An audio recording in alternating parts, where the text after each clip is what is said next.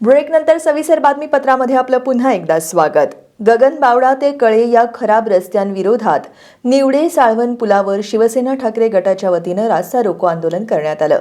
यावेळी आंदोलनकर्त्यांनी अधिकाऱ्यांना रस्त्यावर बसवत संताप व्यक्त केला. गगनबावडा ते कळे या रस्त्याची अक्षरशः चाळण झाली आहे. या संदर्भात आज शिवसेना ठाकरे गटाच्या वतीनं संजय पवार यांच्या नेतृत्वाखाली रास्ता रोको आंदोलन करण्यात आलं. आंदोलकांनी रस्तेकामात भ्रष्टाचार करणाऱ्यांविरोधात घोषणाबाजी केली. यावेळी आंदोलनकर्त्यांनी रस्त्यावरील खड्ड्यात ठिय्या मारला. राष्ट्रीय महामार्गाचे उपअभियंता संतोष रासने, शाखा अभियंता शुभम पाटील या अधिकाऱ्यांना धारेवर धरत त्यांना सुद्धा रस्त्यावर बसवत आपला संताप व्यक्त केला. या प्रकरणी कारवाई केली नाही तर आंदोलन छेडण्याचा इशारा शिवसेनेचे संजय पवार यांनी दिलाय.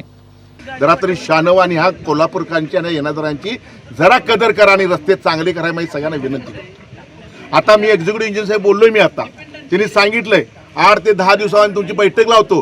तो ठेकेदार कोण आहे, ते अधिकारी कोण आहेत, झाडं किती होती, किती तोडली, परवानग्या कुणाकोणा घेतल्यात, हे सगळं घेऊन आम्ही विचार करणार आहे. आणि आज आमचा उपजिल्हा तालुका इथे चिखलात बसलेला आहे, खड्ड्यात बसलेला आहे. इथला जो शाखा अभियंता आहे आणि त्यांचा जो डेप्युटी आहे त्यांना सुद्धा भविष्यात ह्याच खड्ड्यात बसवायची आम्ही आता तयारी केली.